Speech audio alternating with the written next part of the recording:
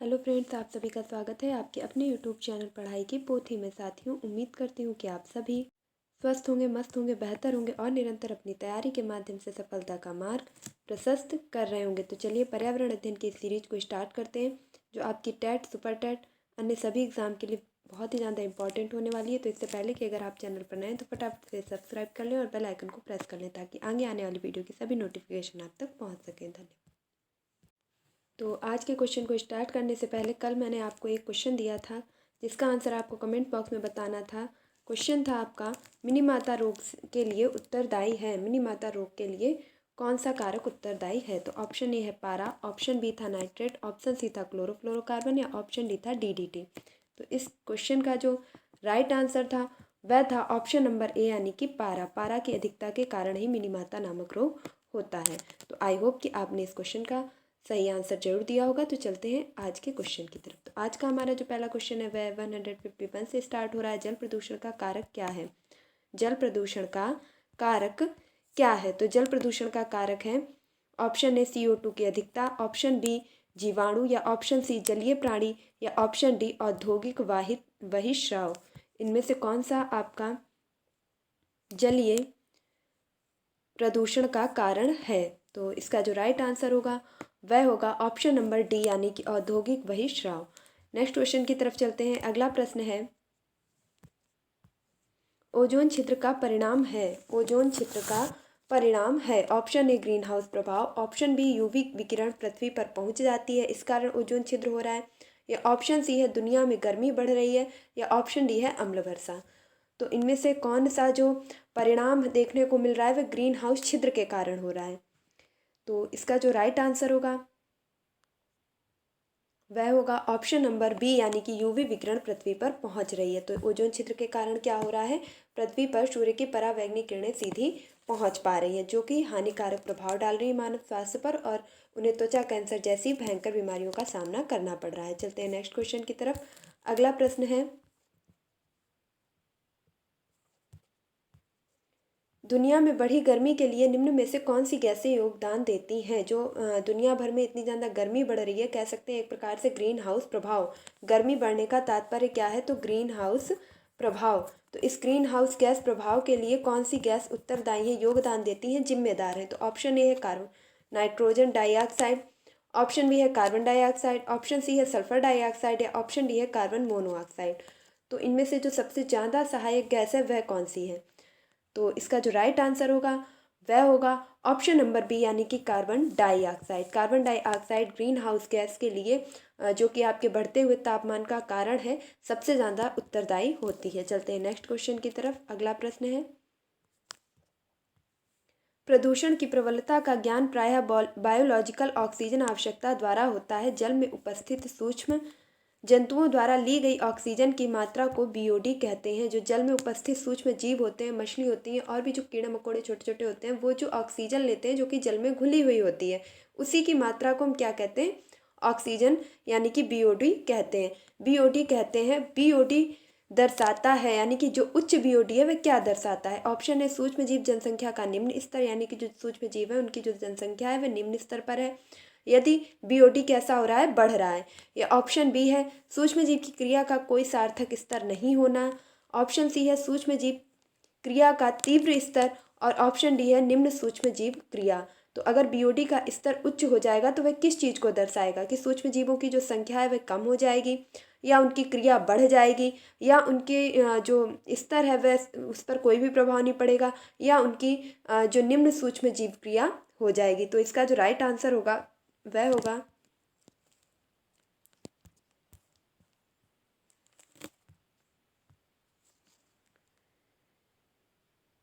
Option number C, यानी कि सूक्ष्म जीव क्रिया तीव्र स्तर पर हो जाएगी। जो सूक्ष्म जीव की क्रिया है वह कैसी हो जाएगी? तीव्र स्तर पर हो जाएगी। चलते हैं नेक्स्ट क्वेश्चन की तरफ, और अगला प्रश्न भी आपका कुछ इससे ही संबंधित है। मिनीमाता तथा इटाई टाई रोग निम्न में से किससे बढ़ते प्रदूषण के कारण होता है?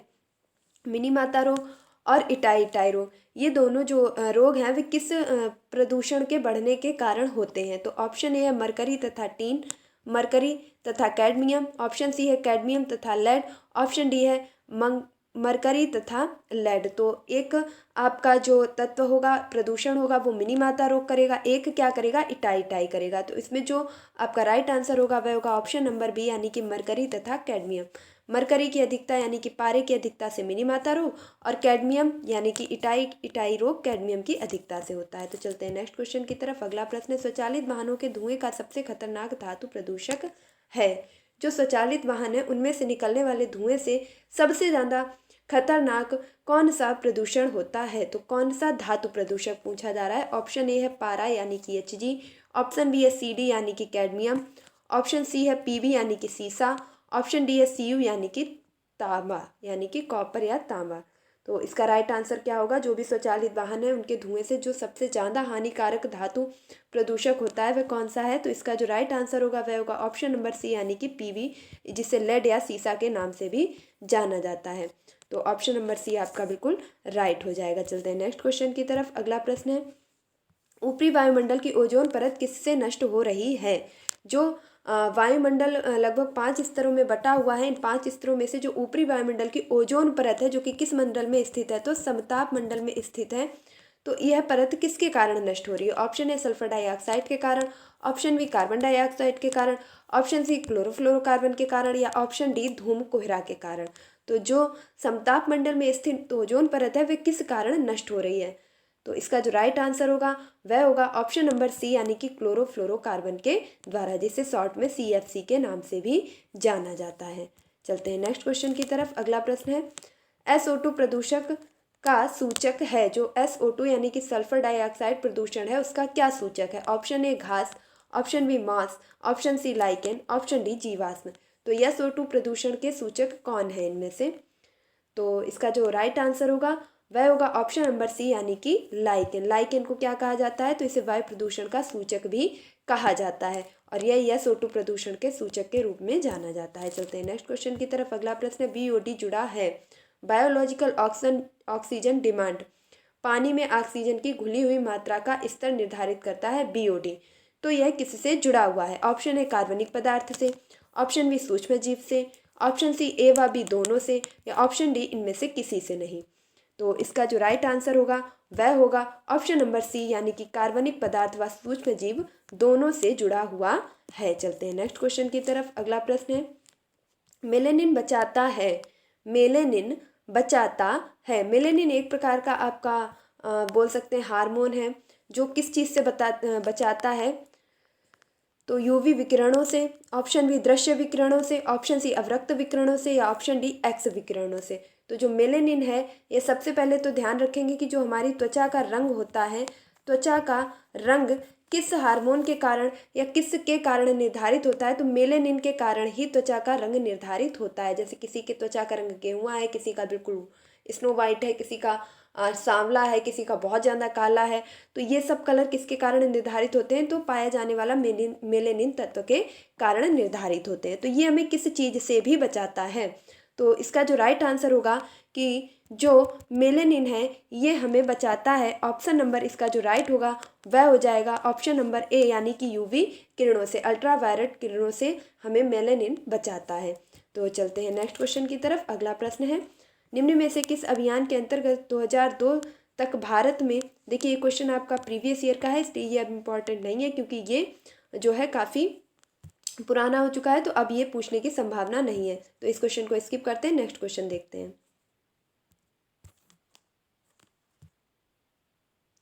इसका अगला प्रश्न है, निम्न में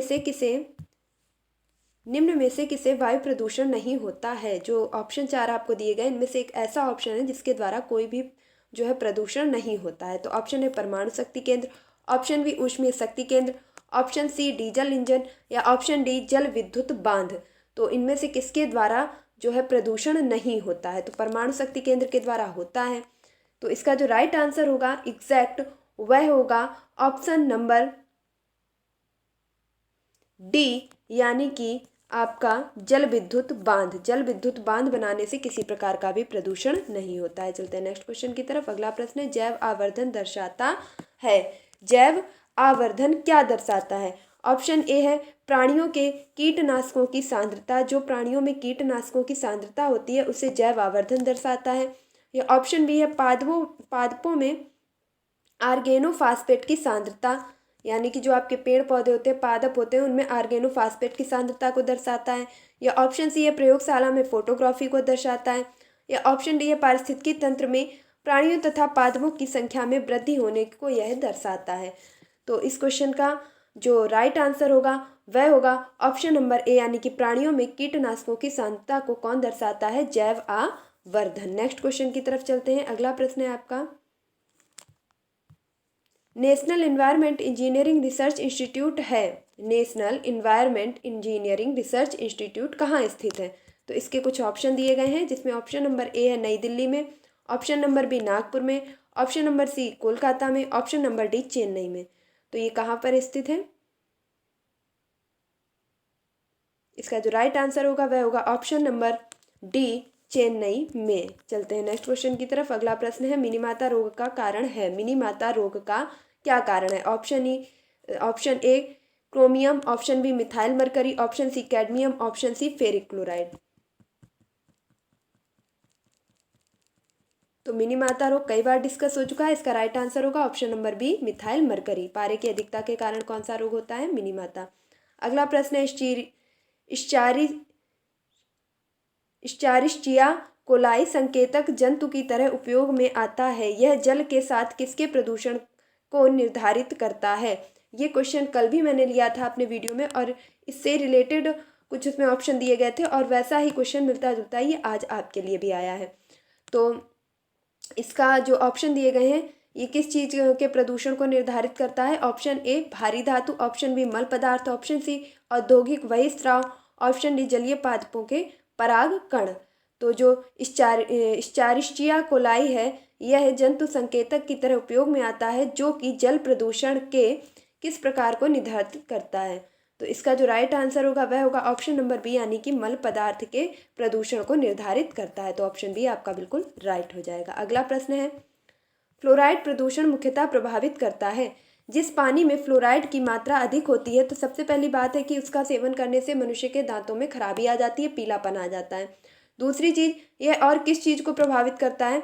तो ऑप्शन ए है आपका, देखिए इसमें जो है पहले से ही मैंने बता दिया है, और वही आपका ऑप्शन में भी रखा है कि फ्लोराइड की अधिकता को सेवन करने से, फ्लोराइड से जो जल आप पी रहे हैं फ्लोराइड वाला, उससे क्या होगा? तो आपके दांत ही जो है खराब हो जाएंगे। तो इसलिए अब इस क्वेश्चन का तो कोई मतलब ही नहीं बनता है, क्योंकि मैंने आंसर पहले ही रिलीव कर दिया। नेक्स्ट है, ग्रीन हाउस प्रभाव उत्पन्न करने वाली गैसें हैं, निम्न में से कौन सी ऐसी गैसें हैं जो ग्रीन हाउस गैस उत्पन्न करती हैं? ऑप्शन ए CH4N2O, यानी कि मीथेन और नाइट्रस ऑक्साइड, CFCN2 और O2 नाइट्रस ऑक्साइड, क्लोरोफ्लोरोकार्बन और oxygen, CO2 carbon dioxide, NO2 nitrogen dioxide, O2 यानी कि ऑक्सीजन, और CO2 carbon dioxide, N2O nitrogen dioxide, H2 यानी कि हाइड्रोजन। तो इनमें से कौन सी ऐसी गैस है जो कि ग्रीन हाउस गैसें उत्पन्न करती हैं? तो ग्रीन हाउस गैस के लिए जो जिम्मेदार गैसें होती हैं, उनमें होता है आपका मीथेन, CO2 यानी कि कार्बन डाइऑक्साइड, जल वाष्प और nitrogen dioxide. Carbon dioxide, nitrogen dioxide, methane, जल वाष्प, ये सभी मिलकर के ग्रीन हाउस गैस उत्पन्न करती हैं। तो इसका जो राइट आंसर होगा वह होगा ऑप्शन नंबर ए CH4 और N2O, यानी कि मीथेन और नाइट्रोजन डाइऑक्साइड, क्योंकि इसमें ऑक्सीजन दिया गया है जो कि नहीं होगा, इसमें भी ऑक्सीजन दिया गया जो कि नहीं होगा, और इसमें H2 दिया गया है, इसलिए ये भी नहीं होगा। तो आपका ऑप्शन नंबर ए बिल्कुल राइट हो जाएगा। नेक्स्ट क्वेश्चन है, चेरनोबिल त्रासदी घटना कब संपन्न हुई थी, मतलब कब हो गई थी? देखिए कुछ घटनाएं ऐसी होती हैं इतिहास में जो कितनी भी पुरानी हो जाएं, लेकिन पूछने के चांसेस हमेशा उतने ही रहते हैं।